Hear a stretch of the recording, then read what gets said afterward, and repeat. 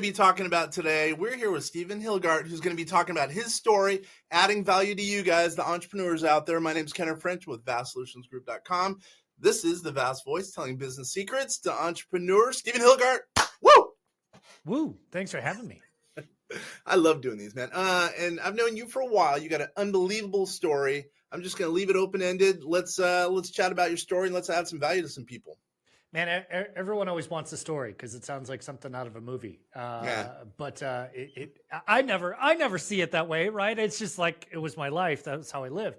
Dude, it's a crazy story. Come on. Yeah, I mean it's okay, and it's interesting because a lot of people are struggling these days, and a lot of people have struggled in the past, and I'm no stranger to struggle.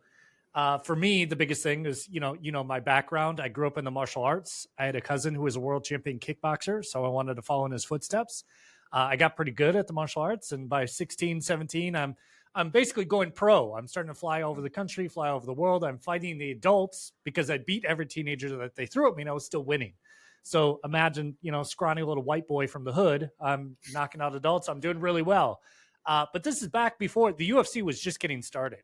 And the only way to have a career in the martial arts was either go be a movie star or open a karate school. And, I always, joke with people, you can probably guess what I wanted to do. So, growing up on Ninja Turtles and Jackie Chan and Jet Li, of course, I wanted to be the next big movie star. Yeah, So I ended up moving down to Chicago where the rest of my team was training. Signed all these contracts, History Channel, Discovery Channel, ESPN. And basically what it was, it always sounds really cool and impressive until you find out I was like the background guy. And I was like this kid who was just kind of tagging along. And you find out that all these contracts said that we're going to use all your stuff and not pay you anything. Yeah. And, for me, like as an 18-year-old kid, I'm sitting there saying, well, I'm paying my dues. I'll find a way. I'll do this or whatever. And at the beginning, it was a little bit of an adventure, but very quickly reality sets in. I've got no job. I moved to a strange city with no family, no money, no savings, no nothing. And I'm doing, karate shoots for free. And I'm doing karate tournaments where the most money you could ever win is like $700, which didn't even pay for the flight and hotel. Not good economics, dude. No. And just, I didn't know what I was thinking at that moment. Everyone always, someone plays football. They're like, I can't wait to go to the NFL. I can't wait to go to the NBA. I can't wait. There's going to be $1 million contract, multi-million-dollar contract for me waiting at the end of this rainbow. For the martial arts, there just really was none of those things. So long story short, I ended up homeless in Chicago for about 2 years. I'm sleeping in my car. I'm sleeping on the floor of a karate school. Thankfully, I had some great charity from my sensei at that point. And he let me sleep in the school when it was too cold to sleep in my car. So that was great. But long story short, I'm depressed. I'm sad. I'm frustrated. I'm upset. I'm angry. A lot of people just say, well, why didn't you just go back home? Well, for me, I was raised on a couple of belief systems. Belief system number one is second place is the first loser. Mm-hmm. And I'm sure you've heard that phrase. I'm sure a lot of people have heard that phrase. And, I'm homeless. I'm broke. I've got no job. I've got nothing going on for me. So I'm a loser. And I wouldn't go face my father as a loser. So I stayed homeless for about 2 years. And in that situation, I was just kind of spiraling, for lack of a better word. But, 2 years later, serendipity kind of happens. It's February in Chicago. It's too cold to sleep in my car anymore. So I'm walking through the Barnes & Noble in Naperville, Illinois. And I see a little book on the shelf called Awaken the Giant Within by Tony Robbins. And, you've heard this story multiple times now, but, it's $20 and I've got a $20 bill in my pocket. It's last of my food money, last of the money I had in the whole wide world. And I don't know what it was for me, but I made the decision to buy that book.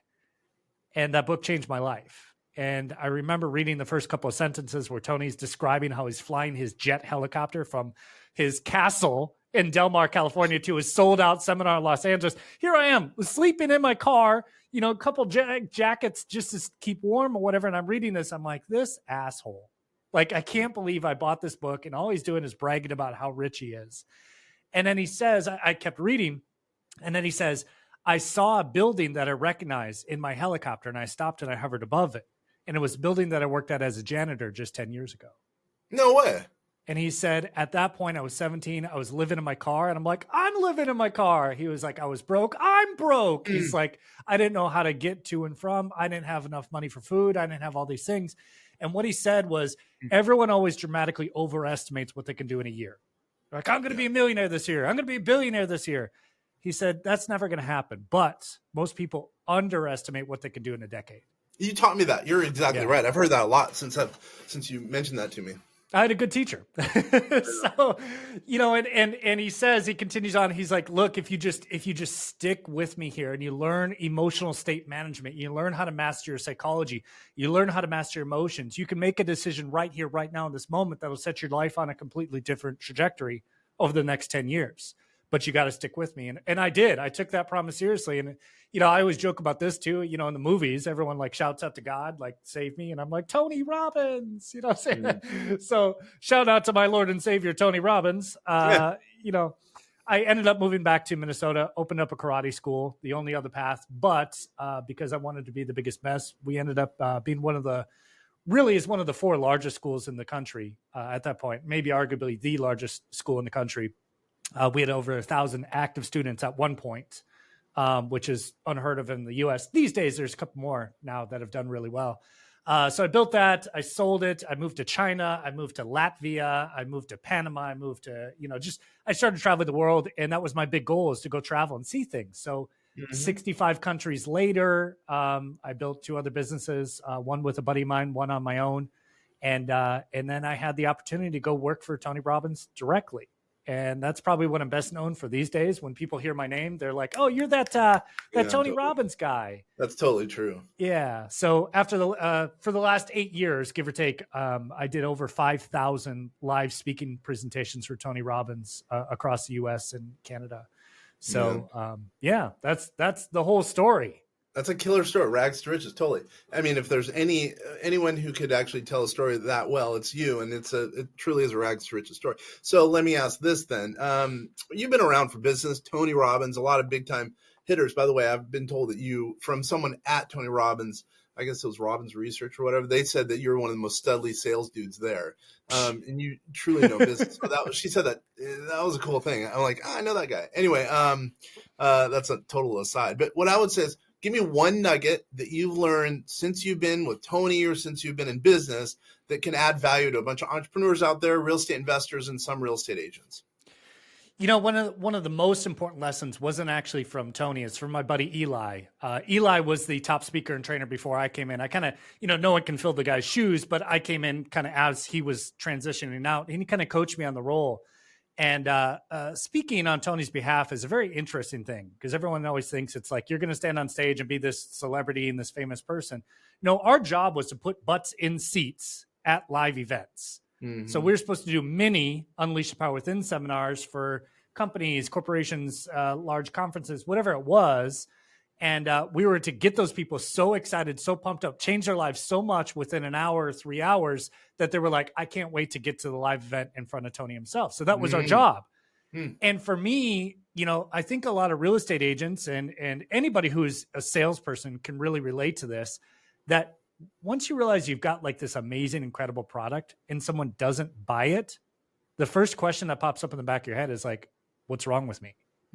Like, this product is the best thing ever. Like, why don't they get it? There must be something wrong with me. And so Eli told me, he was like, it's called HILA, high intention, low attachment. And this is something that I know a lot of real estate agents struggle with. I've spoken now literally to hundreds of thousands of real estate agents over the last, decade. And I realized that the most frustrating thing that they experience is that they're like scrolling through Facebook and their cousin just bought a house and they didn't use them as a realtor.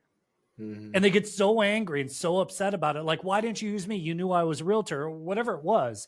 But for a lot of them, they're so attached to the outcome of selling the house that it's almost like a desperation. We've all heard the term commission breath. Yeah. And even if they're not after the money, but they're after like the recognition or whatever it is for them, they're missing out on this high piece. High intention, low attachment means I try really, really hard to get the outcome, but I'm not attached emotionally to the outcome.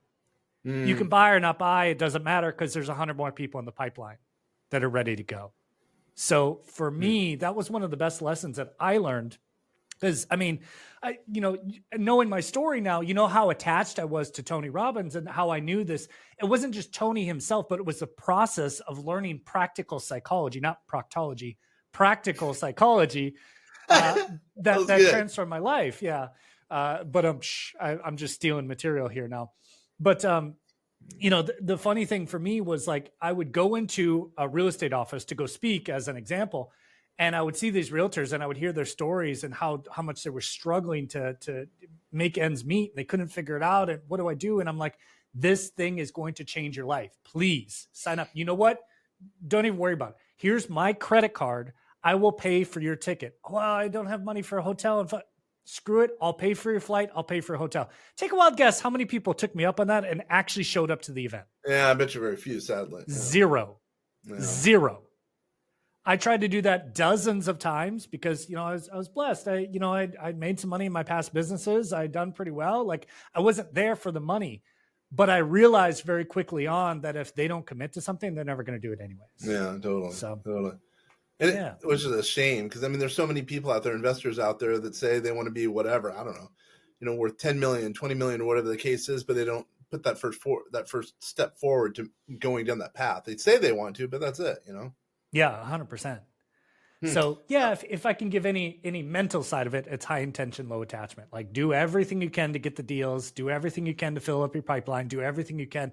But if they don't necessarily like do it the way you want them to, or when you want them to, or whatever, don't get so frustrated and upset and pissed off and irritated and depressed about it. Just move on to the next one. That's peak performance. I know you kind of cloud yourself in that blanket of being a peak. No, let's back up because you don't really have anything to sell per se. You're in a very unique situation. So because of that, I guess you're standing on pretty solid ground. But let's just say you did have something to sell. Let's just whatever the case is, whatever maybe something's down the road. What do you have to sell that somehow some of our listeners and viewers could benefit from?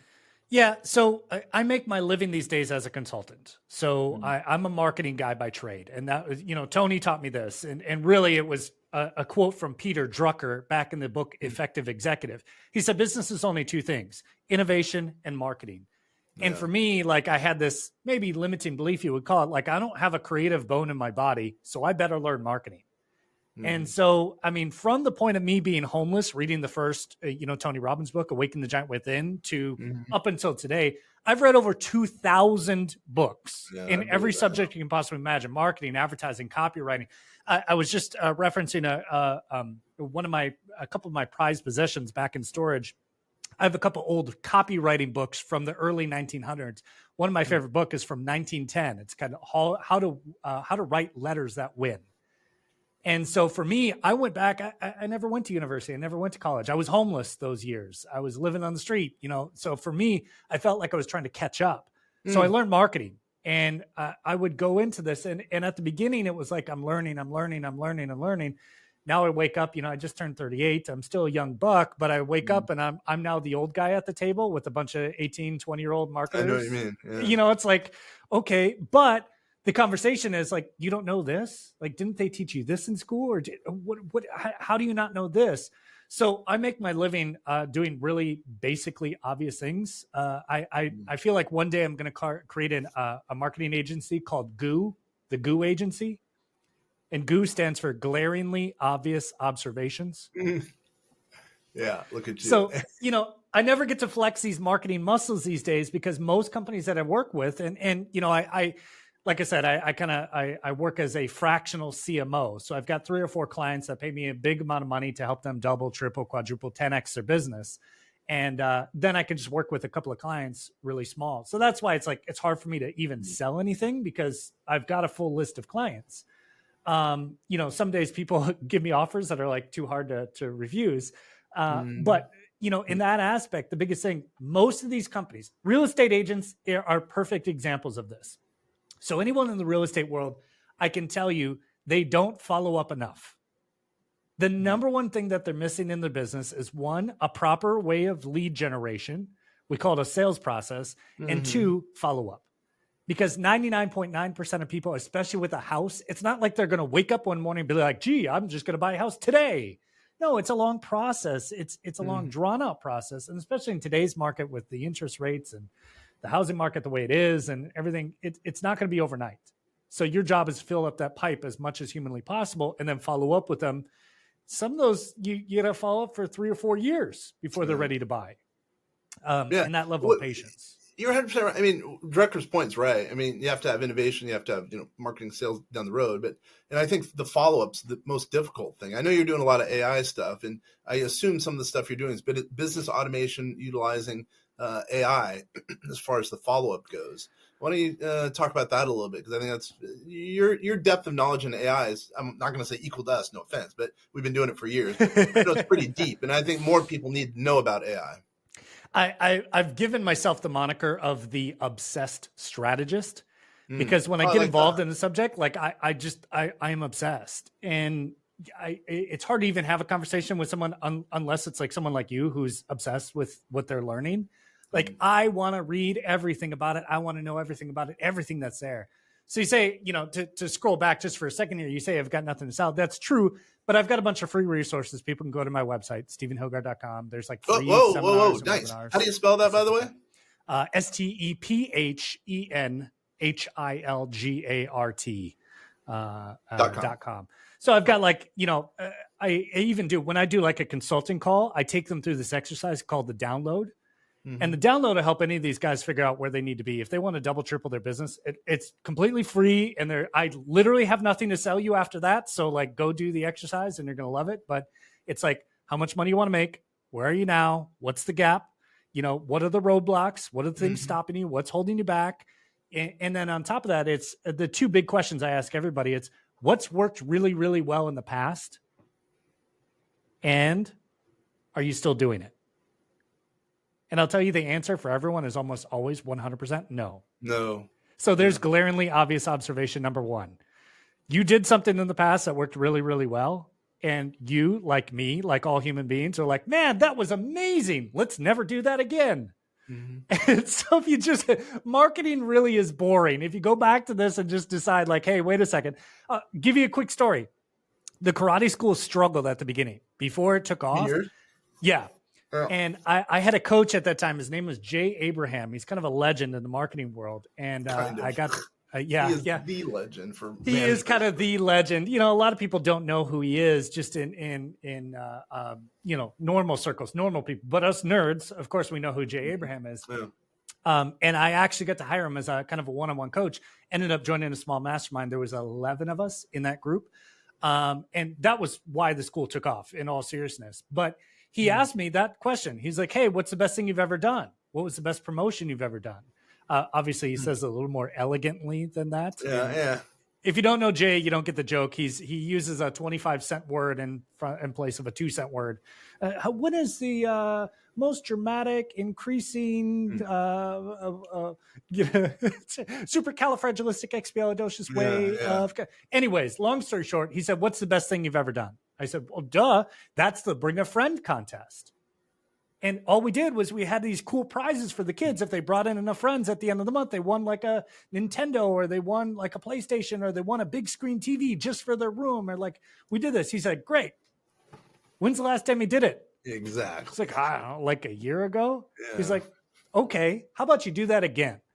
And then we systemized that, and we literally just did it every quarter. And every quarter we had a cool new prize or whatever, and literally went from like 100 students to 1,000. So like 10x our business with that one strategy. Now, there was a lot of other things we're doing, but that was the one most effective and least expensive thing. So anyways, that's a huge deal. A lot of our viewers and listeners have got to pay attention to that, because a lot of people, we've gotten away from that as an example. We don't, our business has been based on referrals, but we're not even really asking for referrals. Like sometimes we even turn them away, but we need to get back to that. Number one, 100%. And then, because obviously that's a cheap client acquisition. Number one, then number two, what we are good at, I'm using me as a case study. We're very good at email marketing, blast email marketing to our existing clients. We didn't do that, but we did it years and years and years ago, a little bit, and it worked, and we stopped. And now here we're starting it again. And I think it'll make a huge difference. So that lesson that you just mentioned adds some value. What works, what's worked? Well, keep doing it, because you probably stopped doing it. This is why I get paid the big bucks. Yeah. Hey, did that work? You should do that again. I sound like a genius with a capital J. So that's the other piece. And then there's always the other case of like, what's working the best right now for you, and what would happen if you just doubled down on that. And, because so many people, they struggle so much. They try to do this. I was talking to one of my friends this morning. He owns a video editing services. So he does like social media and stuff. Actually, you met this guy, Ben is his name, Monumental Heart Media. And I remember him. He's such a charismatic, good-looking guy. He's so articulate and he's so friendly. Everyone loves him. His number one best sales strategy is to go to an event, because everyone wants to do stuff with him when they meet him. They're like, oh my God, this guy's so nice, so cool. And he's carrying around a camera, and I'll do some reels for you for free. I'll do this video for you. And everyone hires him. And as we're having the conversation, he's like, I got to do some Google PPC. I've got to do this. I'm like, dude, stop. What's the thing that works the best for you? Events. You should do double the events. Oh, okay. I'll go to an event tonight. Like, that was it. And all of a sudden he starts picking up clients that are, large clients, banks and other real estate offices and stuff like that, who need the help marketing, especially to show off houses and products and all these things. So anyways, that's really it. So what worked well in the past and what's working the best today. And one more piece is what's not working that you should just stop doing, like cut it out. Like if posting on Instagram is a waste of time, like don't focus on it. Stop. For us, it's, for me, I think you've kind of done this too. Instagram is one of my worst platforms. I like it. I enjoy the platform myself, but I can't get anybody to see any of my posts or any of my reach or anything. So there's no real reason. I'm speaking into the void. So someone could argue that, well, you should hire an expert and you should do this and you should do that. Well, why don't I just double down on what's working? Because it makes me a lot more money with a lot less time and a lot less stress. So let's just say I'm using me as a case study. We don't do any, well, to this point, we don't really do any social media marketing. It's probably, I shouldn't say that. We do very little. That's what I should say. It's kind of a joke that we do it at all. But I don't know if I want to stop, because I think that social media marketing down the road will be even more valuable. So are you saying because it's not working and using me as a case study, we shouldn't do it? Here's the challenge with social media, and I'll take a page from Grant Cardone's book. Grant Cardone, if you know him, he's kind of a goofball. I like the guy a lot. He's goofy as all hell, but I like him a lot. I think he's really funny, and I think he's really cool, and I think he really means well. One thing that he said on social media that kind of hit me like a truck, he said, listen, he posts something like 12 times a day or whatever, his team does. Yeah. And he does post a lot, sends a lot of emails and everything. But one thing that he put out there that was just, it was really, when you really get him in a conversation, when he's not being, Greg Cardone, let's go. Yeah. When he's not doing that, and you get him and he stops for a second and he really says, like, he's really honed in. He says stuff that is so brilliant and so intelligent, you would never connect the two. But he said, listen, when you post on social media, when you stop posting on social media, you immediately lose trust.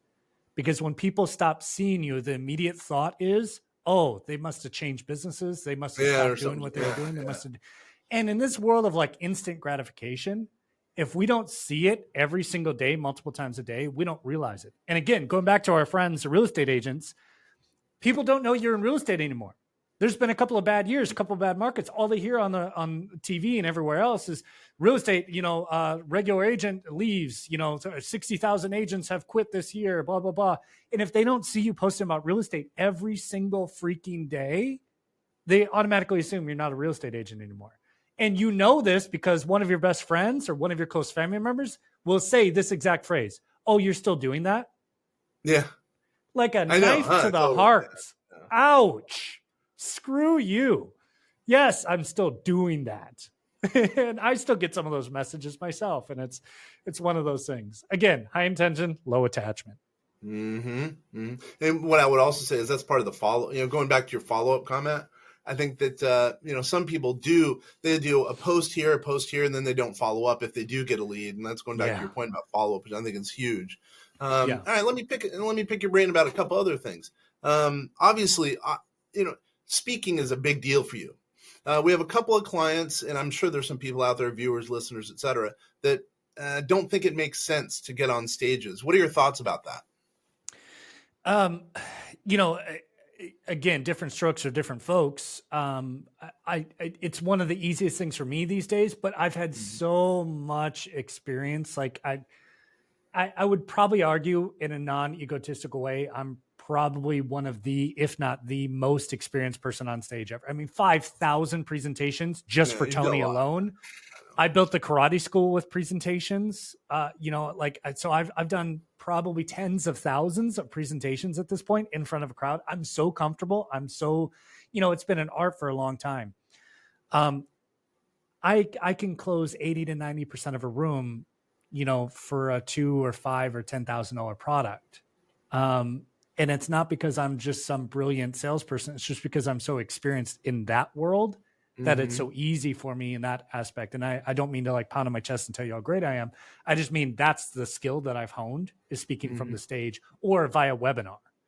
Now, when you talk about some of these guys, like give me an example, and you don't have to give me names or whatever, but just give me someone who you're thinking about. I think so. I know a couple people who are afraid to get on stage. You just gave me an idea. If there is someone who's deathly afraid of getting on stage, they don't think it makes sense. Sounds like you could come in and they can hire someone to come in and speak kind of on their behalf or what have you. Sounds like that's a service you do. But anyway, going back to my point, I think some people think it doesn't make sense to get on stages because they're afraid. But I guess my point is, I think it makes a lot of sense to try to get on as many stages as possible as a real estate agent, maybe as a coach, because we have a lot of coach clients as an example. So I'm just trying to convey that really. Yeah. I mean, one of the things, again, for most real estate agents is they don't have a proper sales process. And by proper sales process, what I mean is they don't have something that they can do every single day that's going to get them leads, whether they're on a good day, bad day, off day, whatever. Yeah. And again, with the Tony gig, it was so easy for me because literally all I had to do was get up, shower, shave, throw the suit on, put the tie on, drive to the next real estate office, mortgage, title, insurance, car dealership, conference, convention, whatever I was there for that day, speak 2-3 times a day. Now, I often spoke like 4 or 5 times per day for Tony, just because I did so many. I did all the ones that nobody wanted to do because I wanted to be the best, right? Nice. But Love it. For me, I mean, this is such a subtle thing, but it's so important in a business, is that there was a proper sales process that even if I sucked it up that day and I sold no tickets, the next day it would start all over and I would shower and shave and throw the suit on and go drive for my next thing. And some people would buy. And after doing enough of those presentations, I know that so many people are going to buy at a certain time. And then I could tweak things and do that. Most real estate agents do not have a place that they can get up and go drive down to or whatever. So they end up going to the happy hours with other real estate agents and try to sell each other.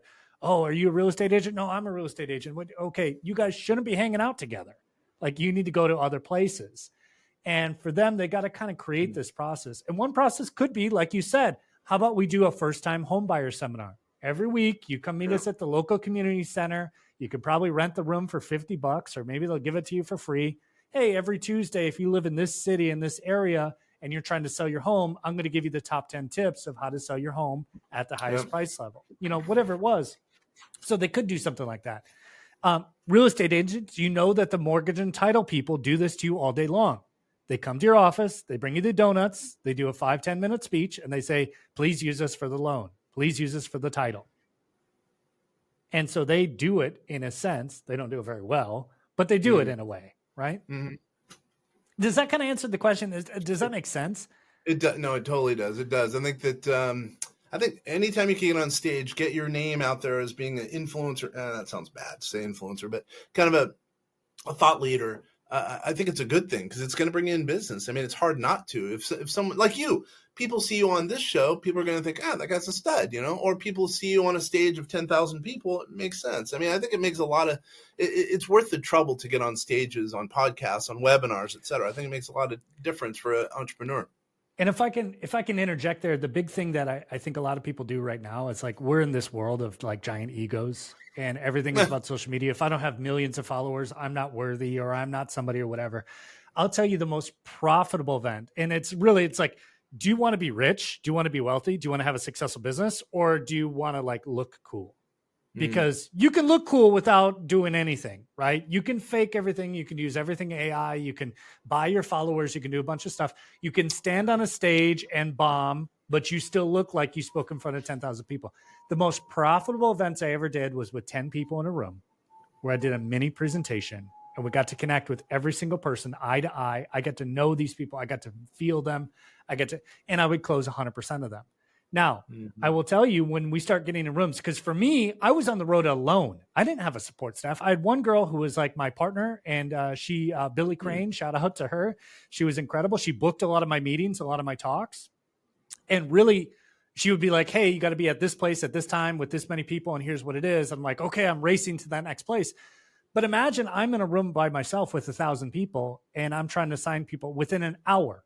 I'm trying to meet someone, build enough rapport, get them to pull out their credit card, sign up for a thing by myself. And even at the end of it, I couldn't even collect the forms by myself. So for someone to want this ego stroke of like, I want 10,000 people in a room, like you can't handle it unless you have a large team and a large business and logistics and stuff like that. When we did Tony Robbins, like the Unleash Power Within events, at the peak of my career there, I mean, we had 18,000 people in a room. And we're trying to sell them on business mastery and the logistics of loan of where do people sit and how do we manage these things? Like it's a nightmare. It's crazy for 4 days. And I think a lot of people see that and they're like, I want to be like that. Well, do you really? Is that just the ego speaking or what is it? So when you say speak on stage, my definition of speak on stage is go down to your local community center, go to the happy hour, and say a couple words, go to a small office and teach some things, go to whatever. I mean, in your world, obviously you've done lunch and learns for a lot of different people. That's one of the best stages that you can ever get and most profitable for a business to grow. Maybe not as glamorous as we're talking, but that's it. That's a huge lesson, man. That's a really good point. Cause I was thinking big terms, talking in front of a lot of people, but yeah, if you're talking to a lot of people and you close 5, let's just say that number, but if you're closing, if you're working stage and you have 10 people there and you close all 10, which is the better one, that's a very, very good lesson actually. So we're going to be running out of time here. How about this? I'm going to ask you this, I'm going to ask a favor that you would provide to me. Come back and let's get into a little bit more nitty gritty as to kind of some of your solutions for peak performance. Because again, I know you're a stud. You've been around for a long time. Tony Robbins, big guy. You know what I mean? What do you think of that? 100%. I love it. All right. So why don't we go ahead and how about this? Take 2 minutes to give one little item, one little tidbit that we haven't gone over that you think can add value to an entrepreneur in any realm, in any industry. Well, listen, it's easier than you might think it is. And one of the biggest things is there's an old quote by Jim Rohn. I love it so much. It's like, if you think it's impossible, it's not. And if you think it's too hard, it's not, right? If you think, it can't be done, you can. And if you think you're alone, you're not. And this big idea of like, don't let your small business make you small-minded. And if anyone out there really wants to grow and do something, whatever, there's plenty of tools. And hell, I'll give them all to you for free if you want to come hang out with me for any reason. I've got a little school group that I have now that I just started. All the stuff in there is free. So just go to school.com, SKOOL.com/thepath. And if you come check it out, unlimited free resources, come learn how to fix your marketing, come learn how to fix your business strategy, all that stuff. I don't really have time to take on clients, but I can still give you everything that I teach them for free. So that's a benefit for our listeners and viewers out there. I appreciate it. So once again, how does someone get a hold of you besides that school? StephenHilgart.com. Go over that one last time, please. Yeah, so StephenHilgart.com. If you do Google search, whatever, you'll find me pretty easily. But then there's the school group, which is the thing. So you'll be able to download resources, webinars, all that stuff. Like I said, these days I basically just do everything for free. I'm launching a new business that it has nothing to do with any of this. And we're shooting for $1 billion in the next couple of years. I can't talk about it yet because the patents are filing right now, but I think you're going to be very surprised. So when you have me on a future guest, hopefully I'll be able to talk about that one. So nice. As long as you're promising to be a future guest, because I know that your stuff's going to be good, and hopefully for you anytime. I'll listen to you. I love the fact that you're giving some free resources to our people, because there's a lot of people out there who are, it's a struggling economy with what's going on. And if you could somehow add some value by giving some free stuff, I totally appreciate that. 100%. Sweet. All right, once again, this is Kenneth French from VastSolutionsGroup.com. You're listening and watching the Vast Voice, telling business secrets to entrepreneurs. I totally appreciate you spending the time, and you spending the time, Stephen Hilgart. Talk to you later, guys.